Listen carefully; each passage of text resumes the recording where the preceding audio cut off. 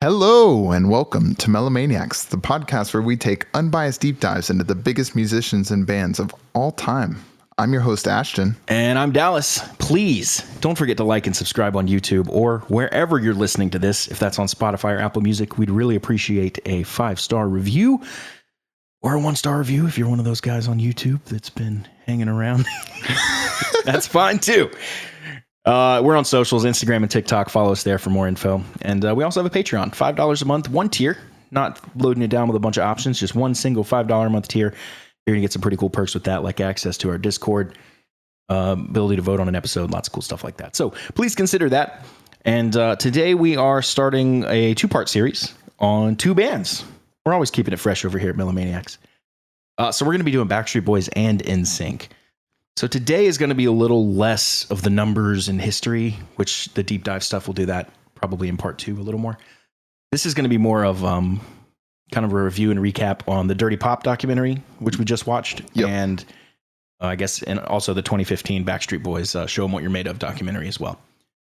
So we'll be going through that and just giving our thoughts on everything. And Dirty Pop focused more on Lou Pearlman himself, less on the bands.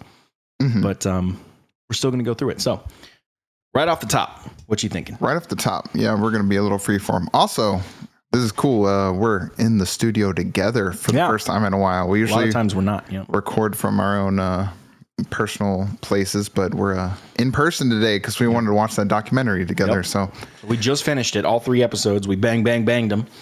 And now we're here to talk about it. I also watched the Backstreet Boys one last night, which I had seen before. But I watched it again to get fresh. Same, and I watched that one last weekend, which I had seen it before as well, but I wanted a refresher just on the band. Mm-hmm. Fantastic doc, by the way. Oh yeah, one of the better docs I've seen. Although, I kind of always watch a doc and I walk away like, that was good. I was gonna say, any time you really get that clairvoyance on a group and the behind the scenes kind of things with them, it really always leaves an impression, usually a positive one, normally. Mm-hmm. Now, with Lou Pearlman.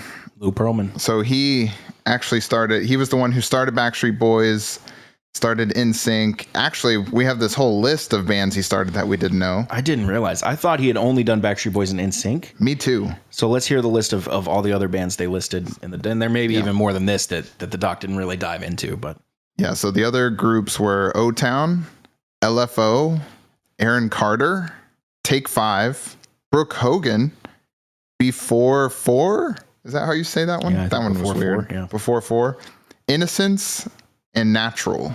These were all through the exact same thing Backstreet Boys were. So a few noteworthy things there. Brooke Hogan is Hulk Hogan's daughter, I assume, or somehow related because he was in a lot of the footage with her. Same last name. Yeah. I assume it's his daughter. Innocence, Britney Spears was in that and then went solo and obviously blew up there. Yep. She was a part of that. And what was the other one? LFO had a song that I recognized. All the others, I didn't recognize any music or the names. But other than LFO Aaron Carter. A song. Yeah, I knew Aaron Carter. Carter. Yeah. I saw him live in the Walmart parking lot right here in Harbison. Really? Yeah. He was probably doing, actually, at the time, a tour like the high school tour that Backstreet Boys did. It must have been something like that because I distinctly remember seeing him right there. Yeah, let's talk about that while it's fresh. So with his business plan, because Lou Pearlman started in the aviation industry. Well, kind of. Well, he said he did. He said he did. Well, the initial one was with the blimps. Yeah, and that was right, for sure. That was the company Airship International, and that became Transcontinental. Yes, gotcha. I believe Transcontinental was kind of his thing, whether it was airlines or funds or Transcontinental this, Transcontinental that. It was always. Transcon, I guess. Transcon is the name of his Ponzi scheme, essentially. But before that, it was Airship International, which was an insurance fraud at the end of it. Apparently all the blimps crashed. And were fully insured, and he used that money from all these insurance claims with these blimps to fund NSYNC and Backstreet Boys. Mm-hmm. So, which we didn't find out till later. Yeah. None of the Backstreet Boys knew about either, obviously, or the guys, I mean. It crashed. It was funny. All the blimps crashed at the same time, and everyone was kind of raising an eyebrow, wait, what? Yeah. And then he walks away with this big sum of money. It's hold on, nobody is investigating this. Nobody. Meanwhile, my insurance won't cover. Yeah, right. What is going on? So anyways, he was running this company, and I guess he was trying to sell a plane to New Kids on the Block. And when he was looking at their financials, essentially, he saw that they had sold like 200 million in albums and like 300 million in merchandise. And so he right then and there was like 800 million. 800 million. That's right. That's right. He said, I'm in the wrong industry. And so he decided to hop into the entertainment industry with no previous experience, which is why he actually called in Johnny Wright, who worked with. That was after he put them together, though. That was after. That's right. So he put out a classified ad basically saying, young male singer wanted for New Kids type band, must be able to dance, must be between this age, that kind of thing. Auditioned a bunch of people and ended up getting what became the Backstreet Boys. Mm-hmm. So they put that together and then started getting him on the road. That's where the New Kids guy came in. What was his name? Johnny Wright? Johnny Wright. So he was their manager or something. Yeah. He ended up kind of tour managing BSP. So with their business plan, they had them go and play at a bunch of high schools around the country, kind of like just a high school tour. And that was just to establish young fan base, young girls, that kind of thing. But then as they move into closer to their first album, they went into Europe a lot, specifically Germany. I think they spent almost 2 years in Germany. A lot of time.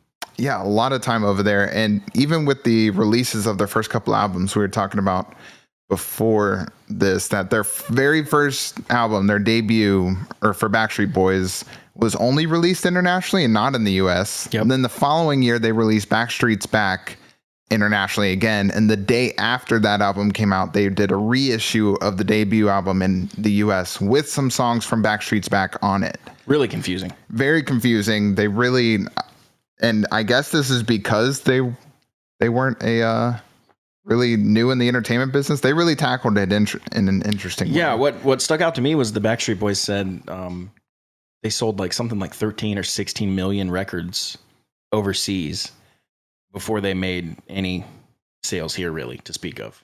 Yeah, and it shows that even when you look on the Wikipedia and you're going through the discography sales, their first album shows no sales in the US, and it's Diamond, just from international. And then the Backstreet's Back did like 13 million in sales also internationally. So they jokingly called America No Fan Land. No Fan Land. We should quickly say who the Backstreet Boys are. So there's 5 of them. It's AJ McLean, Howie Dorough, Kevin Richardson, Brian Luttrell, and Nick Carter's probably the most famous. Yeah. Still. But the Backstreet Boys are interesting because they were the biggest boy band by a lot.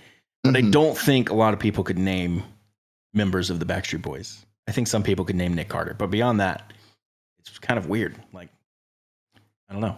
Because NSYNC, they weren't as big as Backstreet Boys. They still were really big, but everybody knows Justin Timberlake. I was going to say NSYNC is Justin Timberlake and the other guys. Yeah.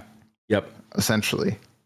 I can't even name off the other 4. Let's see if we can myself. do it. We got Justin Timberlake, JC, I don't know what his last name is, Chris Kirkpatrick, Lance Bass, and Joey Fatone. Nice. Joey Fatone is always on reality shows. He's good friends with like the Impractical Jokers. Yeah, I've heard you've talked about him a lot and stuff. Yeah, he's always on like some show or so. He just pops up like, "Whoa, Joey Fatone, what's up?" I mean, they had to recoup that money after their ordeal with Lou. Even though we found out at the very tail end of the documentary, you find out that really Lou wasn't even pocketing a lot of the cash from the bands. A lot of that money belonged, what was it, BMG or something? Yeah. He did an international or a record label, and most of the money was going to them. He was getting most of his money just through his Ponzi scheme.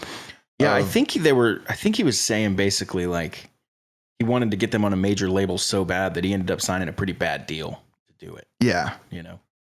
Which is weird. The way it was handled was weird that the band never had any not even say, they didn't have any knowledge of what was going on. It was just kind of like, we're doing this now. And they're like, all right. He kept everyone in the dark, but everybody trusted him. If I was in that group, I'd be like, well, it seems to be working. He's a million screaming fans at everywhere we go. Like, I don't know. Let's not change anything. Like, this is working good, Yeah. So when did they both, Backstreet Boys and NSYNC both went into legal they kind of ganged battles up together. I was going to say it was very similar, like within the same year or two. And essentially, the way that he had been laying it out to them when they were getting stupidly small checks for touring to tons and tons of people, he said he was getting, his management fee, and he was a sixth member, so he was getting an equal cut like Which the rest of them. You can't do. Yeah, you're either a manager or a member. You can't really do both like that. I don't but think. he was charging both, but then it found out that he still wasn't even getting that much money because of the bad deal he signed. And a lot of his money. Very confusing. It is confusing. He was using the boy bands a lot to get investors into his Ponzi scheme. He would bring them around, hang out with investors, have them sing, drop of a dime. Those guys had to be ready to bust out a performance at any time, because Lou would just be like, all right, boys, you're up. Just in a random restaurant with like a bunch of people standing around. I think it was kind of a look how good I'm doing. Look how cool I am. Look at the company I keep. And then one point they made was he never really went out and sold his Ponzi scheme. People would ask, oh, how can I get involved? And he'd be like, here's how. Yeah. That's probably why it went down in history as the longest Ponzi scheme in American history. We saw that 30 plus years. 30 years Ponzi scheme, longest. I think that's the only way you pull something like that off, is you have people ask you about it instead of going out and trying to hard sell. It's like pretty soon people are like, what is this? What are you doing? Hold on, let me look at what you're doing. Where this was the opposite. He was just kind of sitting back and people were coming to him. Yeah. So it seemed like Lou was kind of a con man from the beginning, even from a young age. One of his childhood friends was telling a story that Lou forged a driver's permit for him, and it worked. And it worked. It was it legally passed, and that's not the last time he forges something like that. Yeah, he forged pretty consistently, even down to like the day or two before he got arrested. Yeah, we were joking that nobody gives him credit for the art. Yeah, they said a couple of times it was really good artwork. Yeah, he could just like hand draw a seal or a signature, and it would look absolutely legit. Mm-hmm. The last one, right before he was in Bali, Indonesia, in a hotel. That's where he got arrested. It was a day or two before that. He had one of the guys from Natural with him. I think his name was Chris. Mm-hmm. And that guy didn't know really what was going on. And he ended up leaving right after this moment that I'm talking about. But he was over there sketching in a pad, Lou Pearlman was, and he held up the paper to him and was like, does this look legit? Does this look like it could be something? And it was the German Savings Bank logo, which is not a bank. He just made it up. He was clearly fabricating stuff, and he used this fabrication to get a loan from Bank of America for $1 million, and they got it. And he got it that day. Yep. How crazy is that? I mean, of course, this is part of the positive outlook on electronic everything now, and everything being, paperless. But my goodness, that is crazy. But now you can just do a whole different scheme with the internet and computers. So I guess comment always out there. It's just never be a little bit. Yeah, never be a shortage of ways to con the system. Seems like we're focusing a lot on Lou Pearlman, and we are, because you can't really talk about either one of these bands without talking about Lou Pearlman. And this documentary, we're talking about Dirty Pop, aired on Netflix. It just came out a couple days ago. And that's kind of what we're talking about at the moment, just to bring everyone up to speed. Yeah, so that's why this episode will lean Lou Pearlman heavy, and then the part 2, like we said, will go really bigger dive into Backstreet Boys and NSYNC. Yeah. The two biggest groups that he produced. For sure. This was an interesting one because I have memories of being a part of the target market when this band was coming out. Oh yeah, sure. That's interesting because like Doobie Brothers, we could talk about that all day, but that came and went long before we were born. Mm-hmm. So yeah, it's like, we don't really know what that was like, but this, I have an idea about what it was like because I was born in 92, so I was probably, I was 6 or 7 when this was happening. I wasn't a girl, so I wasn't into it that way, and I was also probably a little bit on the young side for their fans, but I still love what was going on. Yeah, I think I had Millennium and No Strings Attached. Nice. Is the two that I had, I believe. I had Backstreet Boys, I guess, which is I had Backstreet Boys. That's what it was. Self-titled, which is their second album. Is that right? First one's called Backstreet's Back?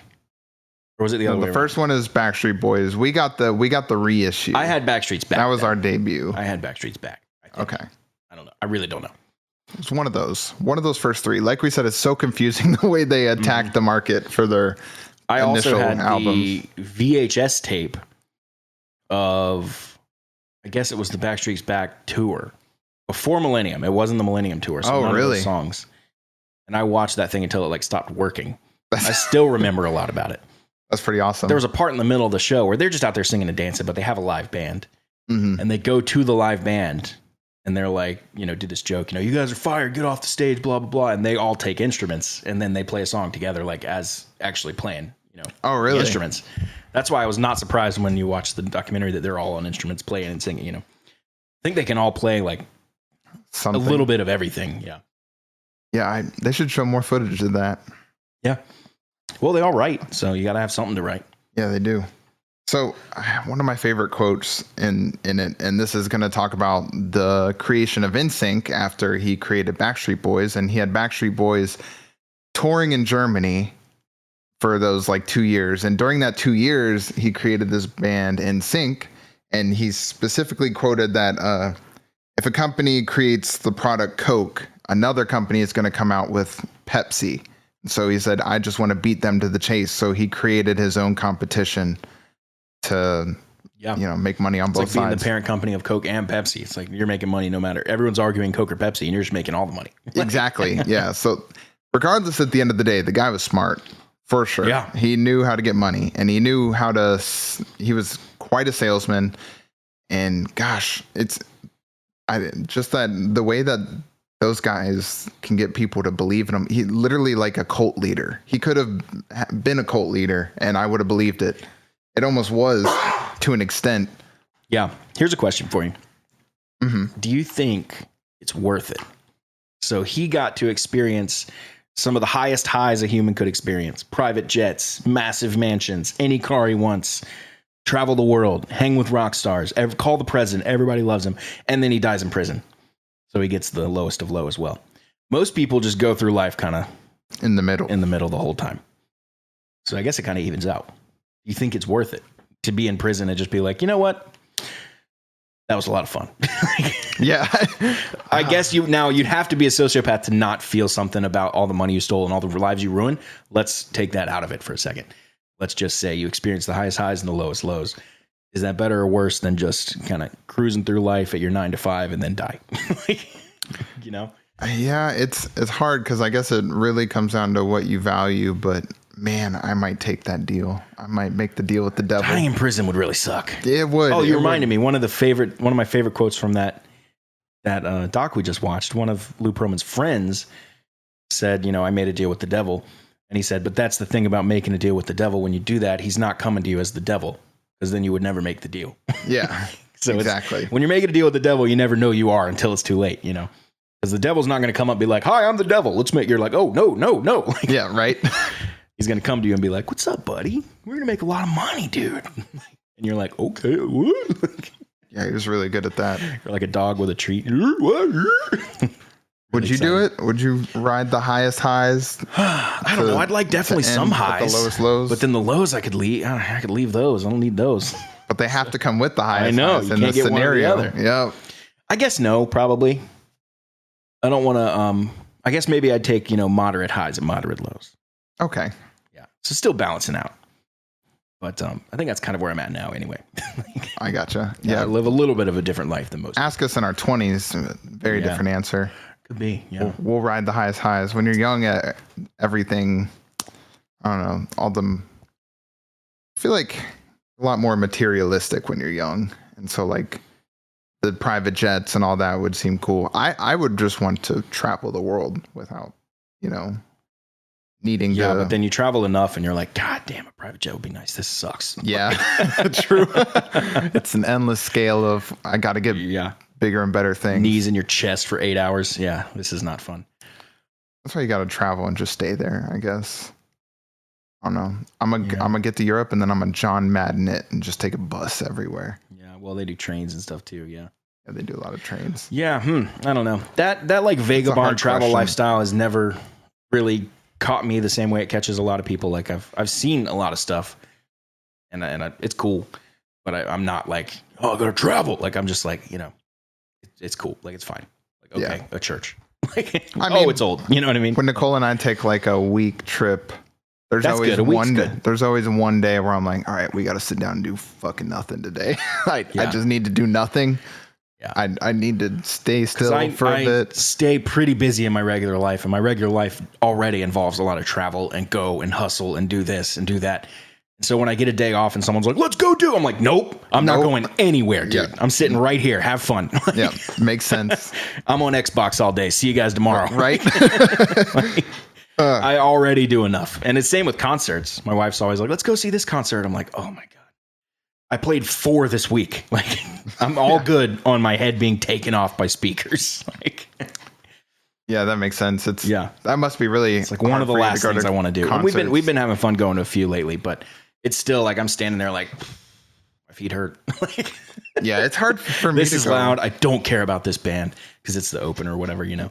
Yeah, and then luckily she's got good taste. We go see good shows, but yeah, you suck it up and do it. I like going to shows that I voluntarily go to, like, and know the bands. Yeah. I don't really want to go to a show that's a band I don't know. Yeah. That's not really something I'm super into. I try to do it a little better. I also am just so grumpy when there's a live act at like a restaurant or something. Oh, really? I'm like, I like to talk with my friends while I eat, and then just like it's so loud.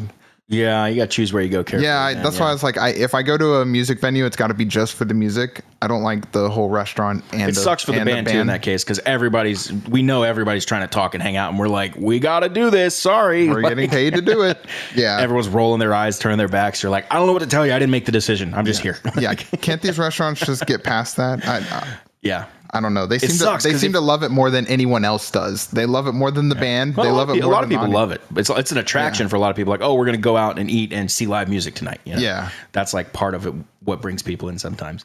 Not me, but yeah, some people. Which is funny because I do it. But yeah, but then I again, much prefer to play a show where people are coming expecting a show and like are there for it. Yeah, that's what I'm saying. I like to go to a show when the show is the primary event. Yeah, not, when you're not just dinner. When you're just there eating dinner and a curtain pulls back and a band starts playing Sweet Child, I'm like, what the hell? Like, yeah, Jesus. Okay, yay. Like, yeah. And then it's always weird. Like, what's going on? Yeah, because all right, the number one thing I don't want to hear from him is how y'all doing tonight. Dude, I'm just trying to eat my dinner. Let me hear you. Just have steak in your mouth. That's so true. It's my dad's 92nd birthday. And actually, speaking of that, it's kind of what the Backstreet Boys would do too. They just pop up and start singing. There's that footage of them singing to like a school bus full of people. Just like, hello, whoa. Just start going. Sounds like Lou and Johnny would just literally be like, all right, boys, you're up. They're like, we're literally at McDonald's eating lunch. You're up. Those guys work hard too. Yeah, they did. I'm in a band. Getting 4 guys to actually do work is hard. Like, oh yeah, there's always one person that's like, I'm not doing it. I don't want to do it. Like, oh yeah, always. And all 5 of these guys were always up. Like, let's go, let's do it. Like, whoa, let's go. You know, they did have great energy. And they were talking about their schedule where they would go, you know, early morning press here at a radio station. You got to sing, you know, bus to this, do this, fly to this country, do this, perform the next day, then sleep, you know, on the bus to the next area, wake up, do press. And it was just like for 3 years they did that. It wasn't like a week. Yeah, no, it was. And they were all 3 years young. of like sleep wherever you can sleep, whenever you can sleep. That's it. Like there's no normal like normality to that. What were their age ranges? So I know when they started, I think Kevin was 19. He's the oldest, and Nick was 11. Yeah, youngest. And then that scales up. And they were all in that range. When they hit it big-ish, I think Nick was like 14. Yeah, 13, that sounds 14, about right. Kevin was like 21, 22. So Kevin was even saying that's a big difference, 21 to 14. Like that's 2 different lives. Like, you know. Yeah, for sure. And then but they're living the same life. These are kids doing the music grind, dude, which might make it easier as a kid, honestly, just because you have the energy for it. But yeah, could you imagine you're into it. Like that's the time to do it, you know? Yeah. Could you imagine if they're all past the age of 25 doing that? There's no way. Well, they're still doing it, but yeah. They still do it, but not to that level. Not to that level. Yeah, that's crazy. Getting pushed from town to town, show to show, you know, nothing but being on the bus. Mm-hmm. That reminds me of recently when I watched a little documentary thing on Prince, and he just lived his life like that because he loved living his life like that. Yeah. Just constantly playing music and going places to play music. That was just what he loved. I think that's a lot easier to love when you can do it at a certain level. Yeah. Like when you're When you Prince, have your you own can walk into studio. any room and be like, "Oh, this room's mine now. Everyone leave." Like that's a lot more fun than me walking in and being like, "I want to play music." And somebody's like, "Get the fuck out." Like, Yeah, true. Prince walks in, shit's different. Yeah, Like, it's a party. Yeah. That's very different. And then those people are privileged to be able to say like, I love playing music. It's like, yeah, of course. Like I would too if I was able to do that, But it's a little bit different when you have to like fight and scratch for like every inch, Mm-hmm. and I'm sure all these people did in the beginning, but because, Backstreet Boys were talking about working out in a warehouse. It's like 1,000,000 degrees and they were there like 8-10 hours a day doing choreography and singing and stuff, dude. I have trouble getting my band to practice for 3 hours. Like at the end of 3 hours, everyone's looking at their watch like, are we almost done? Like, yeah. like, oh God, come on guys. Like, It's another one of those things though, I guess, with them being young and then being older and being an adult, like the other time, you value time differently. And but more than that, when you're young, you don't have any obligations. Yeah. No, you don't have a wife who's telling you to be home for dinner. You don't have, bills.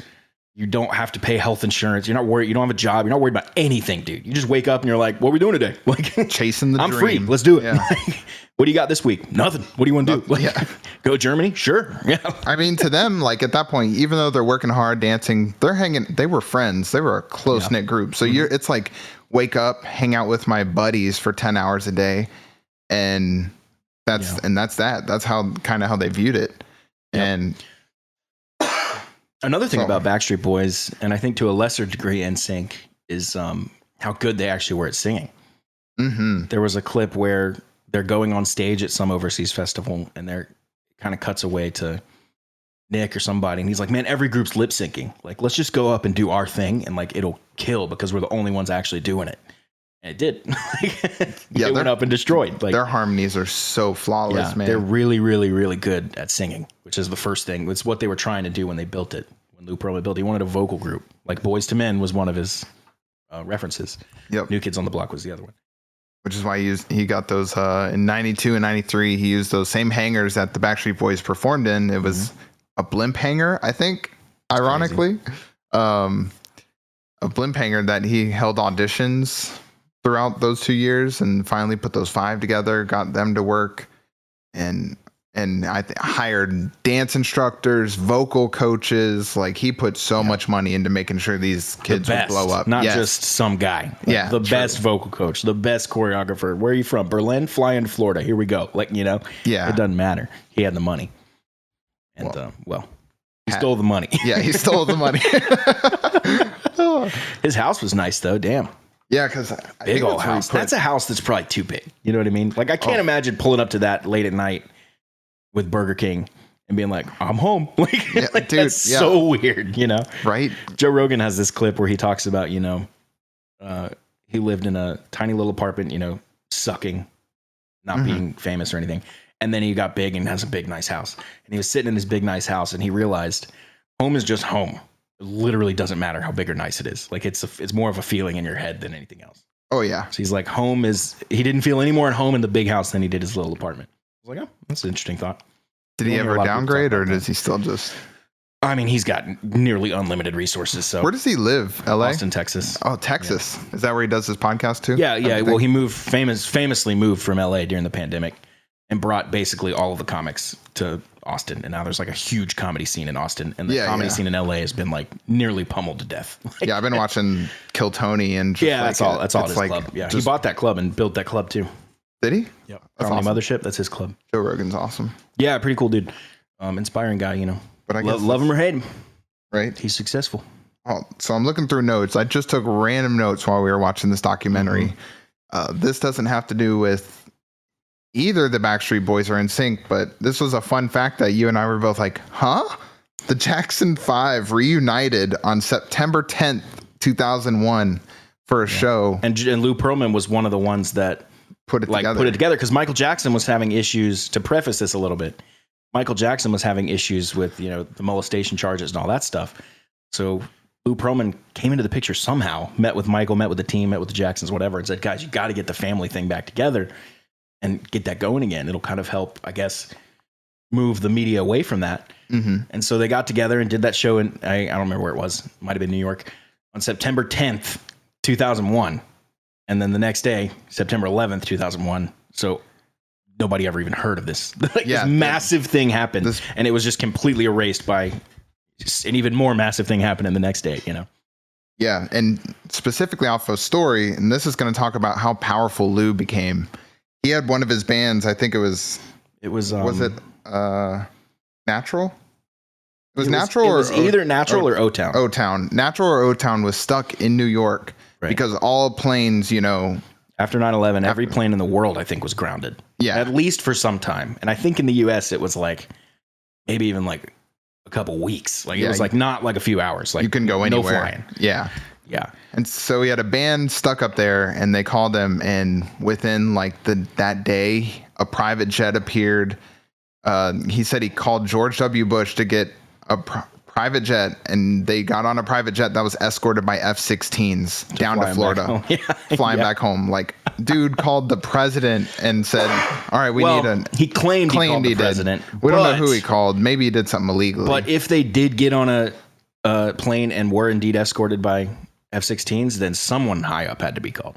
For sure. That's why I was like, somebody that's not important. Up for debate if that actually did happen, which it seemed like it did. I don't know. I take the guy at face value. I don't think there's any recreational F-16s out there. No, just got a couple in my backyard for fun. Yeah, just had a couple spare, like $190 million to spend. I didn't know where to put it, so just bought a couple jets. Bought an F-16. I fly it around sometimes, bomb some stuff. It's cool. You know, you go to the gun range. That's cute. That's cute. I go shoot tanks for fun. We found out that Lou owned a bunch of businesses and things. Didn't realize within his, he owned Chippendales. And he made the joke that while the girls go to see the Backstreet Boys, their moms go to see Chippendales. So we just get everyone's money. Yeah. Dude, I don't know. And I don't know. He didn't start these, I don't think, or maybe some of them, but I guess he acquired them. Yeah. He owned most of Orlando, Florida, which I think is where Chippendales might have started, actually.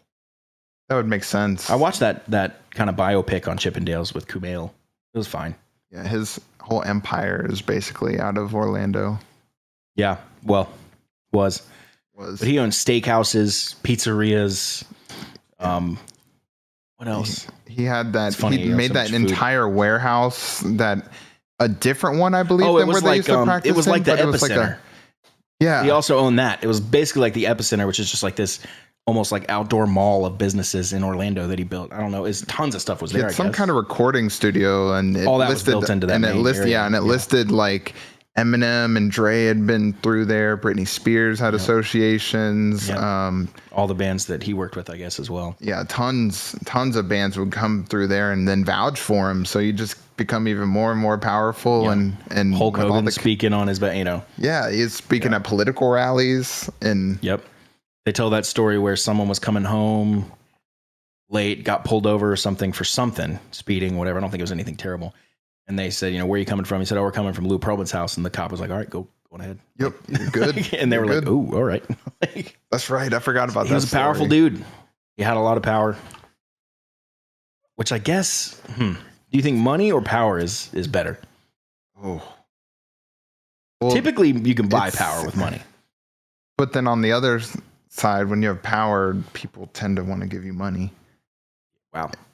So like if you can achieve one, you can get the other.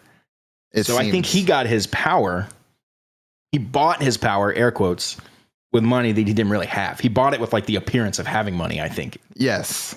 At least that's what it sounded like. Yeah, that's kind of the honestly the documentary. A lot of Netflix documentaries do this. They end in a way that you're just kind of like, I don't think that answered any of my questions.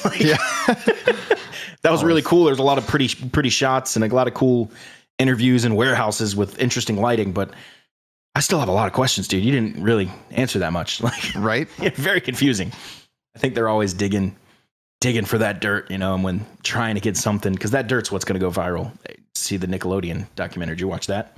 I watched parts where Drake came out and stuff. That went bonkers viral and made the whole thing so much money. So it was kind of like that's what they're trying to do with these documentaries, more so I think than just hear the facts, tell the story. Make it interesting, make it pretty.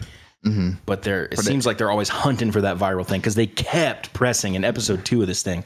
They kept pressing like molestation charges against Lou Pearlman or like allegations and stuff, and every single person was like, "No, I don't think so. Like, it never happened to me. I never heard about it happening to anybody else." and that was his staff. That was the members of all these bands that probably hate him. Like they were still like, no, not that, And there was that one member that lived with him for 7 years. 7 years. The one that he was actually in Indonesia when he got caught with. No, that was a different one. That was a different one? Oh, that's they were right. in the same that was band. the other Those guy. were They two were in guys the from same Natural. band. Yeah. 2 guys from Natural. But one of them, didn't have a place to stay. He lived with them for 7 years and just didn't report. He said, I didn't see anything. And then they even did a little bit of an interview. He said nobody with one ever of his, even slept over. Yeah, exactly. One of his friends said that he thinks Lou was like asexual, just no time for, that kind of personal relationship. It was just more so money. And before they even talked about that, they talked about that in episode 2 and 3, I think. And before that, even in the Backstreet Boys doc, and then in the first episode, I kept thinking like, I don't think this guy's a personal life. Like it's just everything's work, business, meetings, gallivanting around town, showing his wealth. Didn't seem like he had a wife. Didn't seem like he had kids. Didn't seem like he had a mom, dad, cousin, no one. And they said when his body, when he died, it took like, I think 2 weeks before anyone called to claim his body. Mm-hmm. And that was the guy that was with him the last, I guess he's a singer, Chris of Natural. I think it's Chris. He was the one that called, and he said the coroner was literally like, we were like wondering what to do with this. Like nobody's called. That's kind of sad. That's super sad. Break all ties. It is sad. Yeah. And then they flew him up to New York, the body, buried him in his family burial plot. I guess that's a Jewish custom, right? Yeah. But it was unmarked. He didn't get a headstone. He's in an unmarked grave, and it looked there were like only 5 people at the funeral. And it's basically just like forgotten. Like he will be just forgotten. His coffin looked damn near close to like a plywood coffin. Like it was no money put into this because I built it real quick. Like, oh shit, we got to build a coffin. Like, I guess I could try. Like, it's super sad ending. But then I'm sure there's a lot of people that are like, serves him right. What did they say at the end? Only 10 million was recouped out of 500 million. 500 million. 500 million that they know of. Yeah, that they know of. Yeah, he was quoted as saying to someone he has 2 to 3 billion in a island fund, and then right after that it cut away to someone being like, criminals lie to each other all the time. So so that's probably not true based on his track record, but there was 500 that they knew of, and they recovered about 10 million of it. That's nothing. Yeah, so let's transition on over to the OG Backstreet Boys documentary. Talk about that a little bit. We'll get away from the Lou Pearlman stuff, talk about the boys themselves. BSB. What are your memories with Backstreet Boys? We'll start there. I probably have a lot more than you, but we'll start there. What are your memories with Backstreet Boys? Because they were my favorite band as a kid. That's why I say that. I think you do, because when I was a kid, it all kind of bled together with what I was listening to, but I definitely had the Backstreet Boys. I want to say I listened to NSYNC's No Strings Attached more than the Backstreet Boys, but I had both CDs. And I remember putting them on. I don't know why this is in my memory, but I remember my old school cassette player, and it had a cassette thing on top, and the front popped out for a CD. Mm-hmm. So it was like that in between era of cassettes and CDs, and it was silver, and it was like a boom box. I think with the buttons. Yeah, because I used to play like the Disney songs cassettes on it, but then when I started getting CDs as a kid, my parents bought me those, and I remember playing it. I just remember playing it on that, like in my room a lot. Yeah. That was really the only memories I strictly have. I was probably 6 or 7, like I was saying.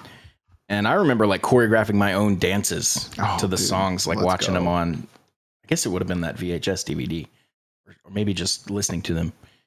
And I remember doing that vaguely. And then I remember when Millennium came out, my neighbor down the street, he was like a year younger than me. He had it, but I didn't have it. And I never ended up owning that CD at all. So I would go to his house like every day just to be like, oh, what's your CD? And I just loved that CD. That first synth that opens up the larger than life, the wow, wow, wow, wow, wow, wow, wow. It's like one of the most interesting synth sounds I've ever heard, still to this day. Yeah, I was wondering why that song rocked so hard. And then I remember I went back and listened to it, a couple years ago, and I was like, oh, there's like ripping guitar solos. It uses a chord progression that like every rock song uses. Like it's just like a rockin' song that they've just polished up in a pop way to make it Backstreet Boys. Was Max Martin part of that one? Yeah. All their big stuff was him, I believe. Yeah, because they went and did I think they recorded a lot of songs from their first album in Sweden. Yeah. They went to Max Martin. Most people do that. Yeah. That's right. They do go to Most him. people go to him. Yeah, he's kind of how like, awesome is that? I'm not going to you. Like, Yeah. You come here. Although I guess he has a house in LA now too, so they could go either way. But I remember that. I remember there was an in between like EP that was released between Millennium, which was 2000, 2001, and Millennium Black was and Blue. 1999 and Black and Blue is 2000. So Really? Yep. Let's look at those dates real quick. See what the months and days were. Millennium came out May 18th, 1999. And Black and Blue, where are you at? Oh, we're going to find it. 2000, it says. What day? November 21. That was the one that was rushed, right? Yes. Yeah. So it's because they were like just on top of the world. Like Millennium was so big. I saw a Backstreet Boys tour and an NSYNC tour as well. Saw them in Charlotte. I think I saw the Millennium tour, which is pretty cool if so. Yeah, although I don't awesome. have any memories of actually seeing it, so I guess that's moot. And then I saw NSYNC, and I think that was the No Strings Attached tour, but I also don't know. Yeah. It had to have been because it was before Dirty Pop, before that came out. Would have been cool to access your memories because those were probably awesome shows. Yeah. Like, You can go watch videos of the Millennium tour. It's like insane. They're flying around on cables, dressed as like robots. Like it's like what? The production level is insane on those. Yeah, for both bands. So that was really awesome. It's crazy. And those had to have been some of the loudest shows just because of the fans, right? But in between Millennium and Black and Blue, there was this thing called For the Fans, which we couldn't find anywhere on the Wikipedia, except when you look at the Backstreet Boys chronology there, you see it's right before it down there. Oh, yeah, Right yeah. side, I see For that. the Fans. And then when you click that link to bring you to that album, it just brings you to their full discography, which doesn't even list it. So it's like this weird thing that was lost, but I distinctly remember collecting them. There were two of them. There was like an A and a B, like a blue and a yellow, something like that. And they were, do we need to get that? Okay. Well, we got a doorbell ringing and puppies going And nuts. dogs barking. Yeah. The defense team.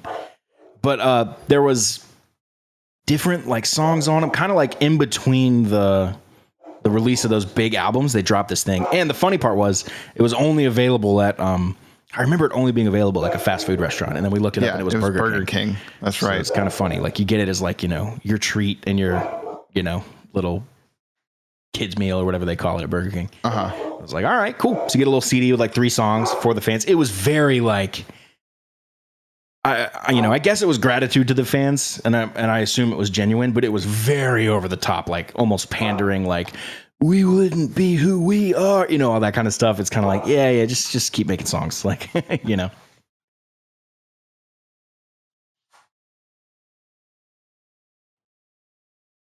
Defense Squad. Yeah, those door-to-door salesmen, They still come to this neighborhood? dude, it's because it's a new construction neighborhood. They hit those harder than any other Are neighborhood. they selling pest control and all that stuff? Is that what's going on? Yeah, it's been okay. So I usually don't always answer for them because I'm not going to buy it. Also, I found out That'd be hilarious. so I'm renting this house, and like 80% of them can't do the sales pitch if you're not the owner. Oh. And so I usually just lead with, "Hey, I'm renting," and they'll be like, "Oh, yep, on to the next house." Dang, like, dude, there's sweet. so many better ways to sell, Yeah, I've gotten it. I got a subscriber for our podcast. Oh, that's from right, you told talking me to one of about them. that. Yeah, you told Two me about guys. that. They were like, "Oh, I want to look up your show," because I was talking to them about it. 18 million subs. Jesus. I'm subscribing right now. Yeah. Nah, he was early on, but a lot of times You're a lot I just nicer than don't- I am. Damn. Yeah, a lot of times I don't like to answer just because, well, I'm not going to buy it, whatever it is. Yeah. Door-to-door sales are kind of an outdated thing. Yeah, that's crazy. Like your hit rate has to be so low. Like the only thing lower might be like snail mail sales, Yeah, dude. I know one. But at least that's like much cheaper to do. I know somebody went to do solar panels. That's a big door-to-door salesman thing, is selling solar panels to the houses. And it's just like. But then you go back to your sales meeting, they're like, "You're just not selling hard enough," and it's like, dude, that's not the problem. Like nobody cares. Dude, the last place anybody wants to be bothered at is their home. Yeah, dude. So that's so stupid. having to knock on their door. You gotta approach it right. Did all that sales voodoo that they sell, like in the sales meeting, like hyping everyone up. That shit's so gross, dude. I feel like it's so weird because I've been there doing it, and I thought it was gross doing it, clapping along like this is horrific. Yeah. I had one guy give me the whole pitch, and I was like, first of all, dude, your pitch is great. You've got great energy for this. You know, I gave him like compliments on his sales. I was like, unfortunately, I'm not going to buy anything, but you've got it, dude. You've got the voice. You'll get someone. Yeah. You know, I gave him like compliments on it. Like I can sit back. He's like, I got him. You're like, it's not me, but yeah, dude, no. Like I can sit back and clear head and be like, oh, dude, you've got this. You've got the sales gene, but that shit don't work on me anymore. Yeah. Well, it just comes down to one thing. Do I need it? If I need it, I'm happy to buy it, but I probably don't. Yeah, right. The home warranty, I'm good, thanks. Yeah, so my house only breaks every day, so what do I need your warranty for? It's so bad to the point that like I've driven past one that's like 2 doors before mine. Park, go in my house, they knock on my door, I don't answer. I don't care. I'm not home. Just shout.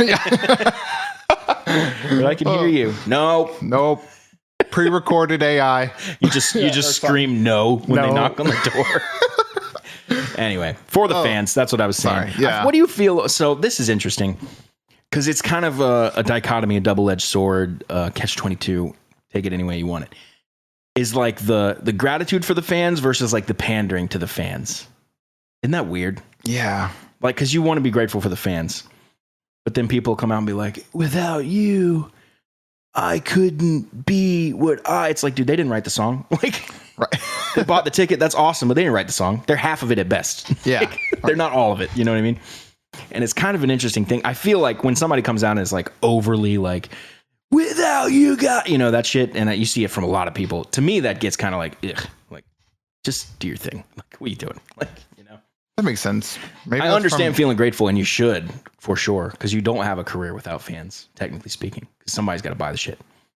But I don't know. It feels kind of like disingenuous. I guess maybe that's what's bugging me about it. Sometimes. I gotcha. Yeah, it's like on the required to say and not really. Like, okay, and at this point, I'll thank the fans. I'll say some bullshit. They'll eat it up. You know what I mean? Like that's like that's the meeting before the show, and then they go out and the fans are. You know, it's like that's what it feels like to me. Sometimes I'm not necessarily saying that about Backstreet Boys. That for the fans thing definitely kind of felt like that a little bit. I felt that as a kid. I was like, this is kind of weird. The best is when they're either at like a rock and roll Hall of Fame induction or getting a Grammy or something. They're like, thank you to all everybody who supported me. This wouldn't have happened without any of you. And they're just talking to other celebrities, like, not the regular everyday people buying their shit.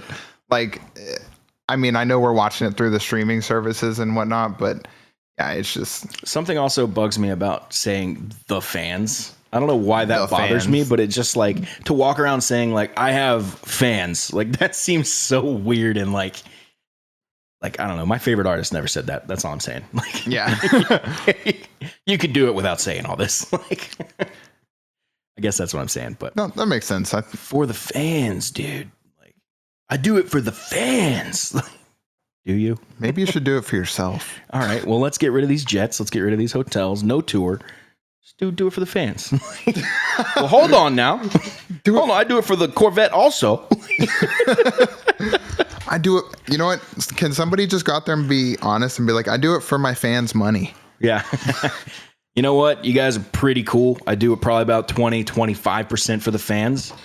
But also I have a lot of Lamborghinis. I have a few boat payments. Just bought a couple new houses. I got to do it for that too. Yep. It's like the dentist selling you on the orthodontia stuff that you don't need necessarily. And it's, we could just do this, this, and this. It's like, you got a boat payment, don't you? It's the Marshawn Lynch interview. I'm just here to get paid. Yeah. I'm here. Or no, he says I'm here so I don't get fined. But just like, just here. Doesn't answer any questions. That's what I want to see is like, I'm just here for the award. You know what though? Like nothing. Love it or hate it. And the people in charge hate it, which is kind of good. But the fans, nice, love it. Yeah. Because it's like, dude, you know what? This guy's real. I love that. So Black and Blue had some hits. That came out. That was the one they rushed to get back into it here. So after Millennium, they were out kind of, you know, just the biggest thing in the world. They were the biggest band in the world. Massive tour.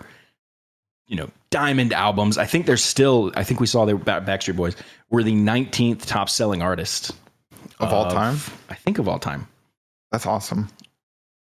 Yeah, I think so. 19th, something like that. So they're in the top 20. That's crazy.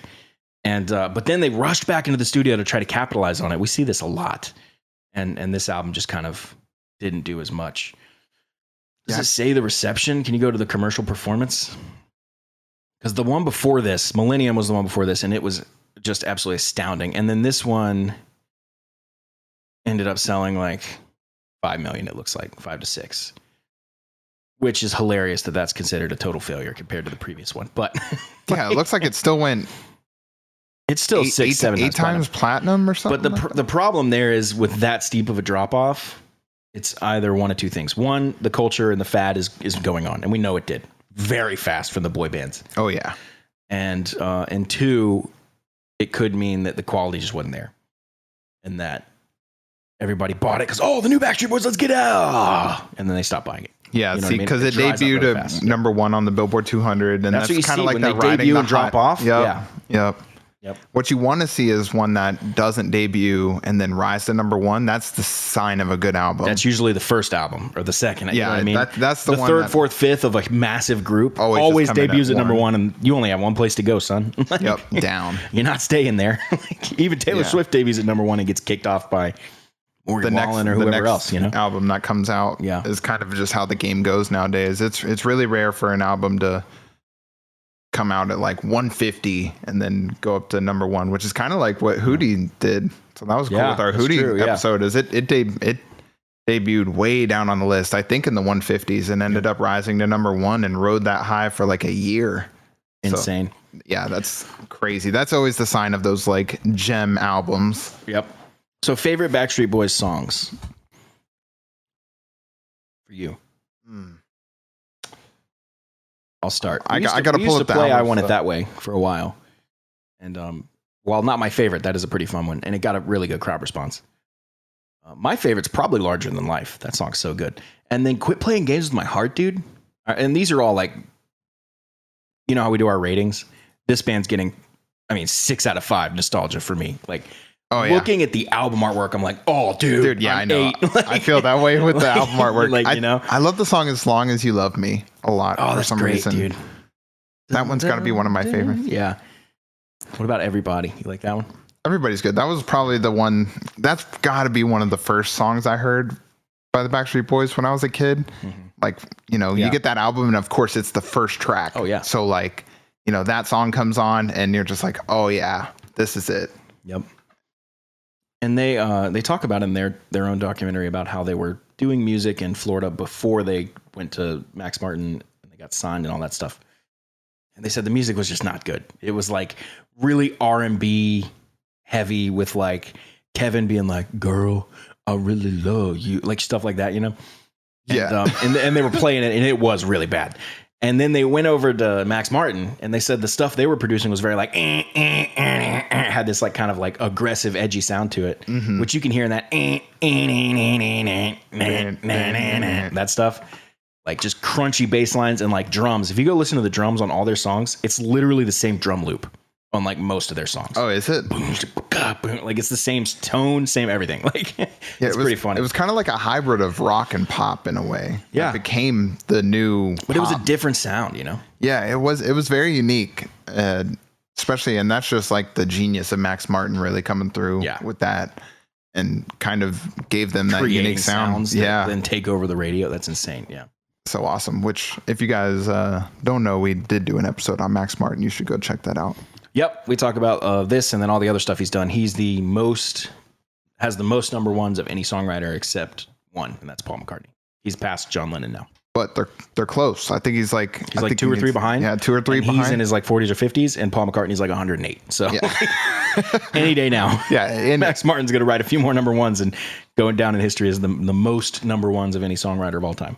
Yeah, so I think Max will be good to hopefully break that record. Pending it's also crazy when you think about it. You know how when you talk about money, you have to adjust for inflation? Mm-hmm. We should adjust for like bands. Right? The Beatles got all their number ones when they were like one of 5 bands. Is it that hard? Harder nowadays. Now Max Martin got all his number ones when there was like 1 billion bands. Every day there's so many more. The industry's changing. CDs are not selling. Streaming's coming in. Everything's changing.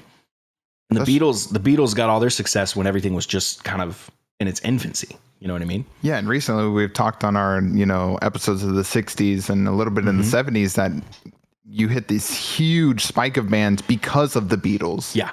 So like you're correct. Like they really came out at a time where genres didn't know where they wanted to be, what they wanted to sound like. You were just like a band. The radio. There was the radio. Yeah, it was like top 40 and like rock, I guess. Or I don't even know. There was like country was definitely a genre, and then there was like. But think back to like the Beatles. Was it even like? I mean, them and Elvis kind of started like the modern music industry. We live in a world of top singles and radio hosts and all this stuff. Like, if I'm not even sure if it was a thing then, but if it was much less of a thing, as far as I know. Yeah, having for sure. not been alive at all. So that's a great point. That they kind of got number one due to lack of competition. Yeah. Oh, I always joke like you pick up a guitar in 58, 60, and just go like, and you're like the greatest guitar player of all time. Like, right. Oh my God, he's the greatest thing I've ever seen. He bent a note. Because you go back and watch, and you do have to understand that they didn't have anything before them. They came up with all this on their own. Yeah. Of course. And I'm half joking when I say this, but a lot of those guitar players are kind of like, that's the greatest guitar. Like, I learned that when I was 12. Like, and of course I'm learning from him.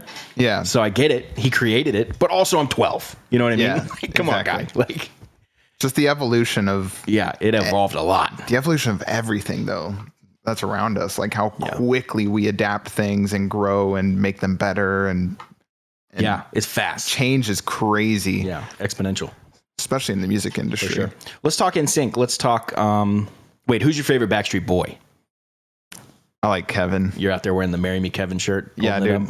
I like Kevin. I like Brian. Nice. They're cousins. They're cousins. Love it. Yep. Fuck the other three. Yeah, just kidding. Just kidding. So Kevin, I don't know that I could point his voice out. But Brian, I can point his voice out. He's the one that goes, "You are my fire." That's Brian. Yeah. And if you listen to that, go back and listen just how good his voice is. Oh yeah, dude. Brian's a great singer. He's just the guy that opens it. And he said this in his chorus class as a kid. The chorus teacher was having everyone go around and sing. Mm-hmm. And he got to Brian and Brian sang and he just stopped and he goes, "You can make a lot of money with that gift." Yeah. So he has that voice. You know what I mean? He also just had that look, dude. That just kind of his jawline could literally cut paper. Like, it's hilarious that's the thing. Like a square jaw. Like everybody thought that Josh Hutcherson guy from Hunger Games. Yeah. Dude, his head's a rectangle. Dude, he looks like a blockhead. It's hilarious. Yeah, actual Minecraft character. It's like almost an underbite. Like, it's like, people like this? Like, I don't know. I guess I'm not gay for sure. But Brian had like the high cheekbones with like the, it was like, you could tell he had that 90s face. Yeah, oh yeah. He had it. And then him, he definitely had the best vocals of the group by far, which then in that documentary, he had talk about him being the Michael Jordan of the band. Yeah. Michael Jordan of the band, but he ends up having, what is it, where your muscles nodes. He's had all sorts of vocal issues. Yeah. Vocal issues, mainly from like stress induced and things where the muscles around your vocal cords tighten up kind of and restrict, and it just causes no sound to come out. And so it sucks that the best vocalist went to being the least reliable. Yeah. Like over the course of that career, which tale as old as time there, huh? I know, right? All right, NSYNC. Who's your favorite NSYNC guy? I mean, it's Justin. I mean, we got it. Yeah, I guess it's Justin. I like Justin Timberlake. I always liked JC when I was a kid. That was before Justin Timberlake was Justin Timberlake. Yeah, he was just one of the guys. I was like, I like this guy. They only had 4 albums. One of them was a Christmas album. So I do remember that Christmas album very well. But NSYNC, the first album came out in 97. Pull it up. No Strings Attached, 2000. That was big, really big. And then the follow-up to that was Celebrity. I distinctly remember Celebrity coming out, getting it. Whoa. They came out with More Than a Feeling? That's cool. They had to cover More Than a Feeling on that album. I guess I didn't realize that. Because it wasn't on the US edition. That's why. That's what I'm saying. It was on the German edition. They just... Damn, dude. They gave the international crowds better Boston's stuff. from here. Quit giving Germany all the good stuff. Yeah, all the international CDs. That's why I was saying that it was weird the way they attacked the US market, because they clearly wanted the international market to do better than here in the US. I remember I own No Strings Attached. I remember tearing that album up. Tearing Up My Heart's the first track. Dude, that's funny. Yep. But Celebrity came out. I remember unwrapping it, putting it in, and the first thing on it is Pop. And the first thing you hear is Justin Timberlake, 30 Pop. And that's the name of the documentary as well. Dirty Pop. Like, I remember all that stuff so well. Yeah, I'm very familiar with of hearing. He's got that Justin Timberlake voice. The back in the day voice. Oh, yeah. I guess he's always stuck with like a falsetto. He's such a good singer. He's got a really light, like Nick Carter-esque kind of voice. Yeah, he does. I always respected him for his golf game. Great golfer. Dude, he's one of those Renaissance men. There's a few. It's Justin Timberlake. It's Jamie Foxx. And that might be it. But they can sing, dance, act, play, comedy, art, probably. Like, right? Like everything, dude. It's like nothing these guys can't do. They can just do it all. Yeah, it's crazy. But so NSYNC did not have that many albums, and obviously they're not a thing anymore. Backstreet Boys still cranking stuff out. Yeah, everybody came and went. They just like kept going, dude. And a lot of their documentary was talking about grappling with the fact of being a boy band in your like 40s. Like, that's kind of weird, you know? Yeah, they're doing it though. My wife went and saw them somewhat recently. Yep. Yeah, I guess they kind of do it kind of like wink, wink now. Like, isn't this fun? Like, remember this? Like, you know, like that kind of thing. They and that's great. That's a great way to do it. They did come out with an album in 2019, and I think that's their stuff's good. The documentary was them making an album. The 2013 album. Yeah, they went to London and did one. Yep. And it was super good. Yeah, a lot of good stuff on that album. I think that was the first one Kevin was back for. Kevin was not in the group for 2 albums. It was like a 2003 and like 5 release, I think, or that sounds right. Somewhere in those years that he left the group. It's probably actually a good move.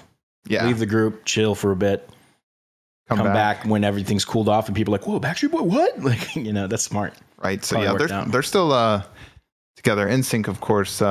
Actually, as we saw, I didn't even know they made like an appearance to give Taylor Swift an award at one of the award shows, but I don't think they've performed together in a while. No, but they, I guess we don't know the Backstreet Boys individually as much because they've stayed a group and kept doing stuff as a group. Where NSYNC, they all went off and did their own thing. Sorry, I had to pull up these. I was curious. We're looking at sales for this one. Yeah, I just wanted to see. It's 11 times platinum. That can't be right because it sold 14 million. That's 14 times platinum, no? That's what sometimes it'll show the number platinum higher than the sales, and sometimes the sales are higher than the number platinum. But once again, they don't actually like update those numbers all the time. So it's more so like they'll do, because a lot of times when I do the research, it'll be like it was certified this as of like 2016, and that's the last it's been checked on. Right. You know, and because there's not a lot of album sales, but it seems like the sales register a lot more often than the certifications do. Well, real quick, this one went either gold, platinum, or diamond in the following countries: Argentina, Australia, Brazil, Canada, Denmark, Germany, Japan, Malaysia, Mexico, the Netherlands, New Zealand, Spain, the UK, and the US. Wow. The US being, of course, the dominant one. 14.5 million there. The next closest one is 1 million. So it seems like they pushed Backstreet Boys to the world and NSYNC a little more to the US. Yeah. Well, it worked. In a way. And this was their big album where they finally were their own thing. And me as a fan, as a kid, I didn't know anything about Lou Pearlman, or I didn't know where they were from. They were just didn't even know his name. Like, I didn't know he created both these guys. They lived in the same house. I didn't know any of that. Like, I was just like, oh, cool. 2 big bands. I like them. You know? Right. I like Backstreet Boys. I like this one too. They're like Backstreet Boys, you know? So it's really smart on his part. Yeah. And when was their last album? When was Celebrities released? Let's see. That was like 2000. Because I assume they kind of broke up after that, right? Yeah, they moved on. Yeah, it came out July 24th, 2001. So I think they went into that, had that lawsuit. Well, they did have a Greatest Hits 2005. Okay, so I think they had that lawsuit shortly after, and then I guess that's when Justin went to do his solo work after that. Also, I see here, to correct myself earlier, it looks like JC's last name might be Chases? Yeah. All of those could be right. I don't know. It's Chasez. I'm going to say Chasez. That's an interesting last name. There we go. Yeah, I think that'll probably do it for wrapping up the discussion on the docs. Yeah, we just wanted to get our opinions on that on paper, so to speak. And then the next part will be more of a timeline breakdown of the actual we'll bands. do the deep dive next time. And how the songs performed, a little more of the charting stuff, the sales, the more about the history, band members. Yeah. So yeah, cool. Any final thoughts? No, I really enjoyed this one. It was a good blast from the past for us, going back to our childhood. Yep. Big fan. And then going back and listening to these, it's not like cringy. It's kind of like, yeah, this is good stuff. Like, like it's definitely dated, but that's not the same as being like cringy. Yeah, for sure. Like you listen to it like, yeah, it sounds like 1997, but doesn't mean it sucks. It's still good stuff, catchy. As soon as I stop listening to them, like, like it's catchy, man. It's good really quality good stuff. I always like anything Max Martin does too. So yeah, that's true. We're big Max Martin fans on this show. We are. Dream interview, but he doesn't do them. So yeah. All right. Well, that'll be it for the Melomaniax boys today. I guess we'll see you guys next time.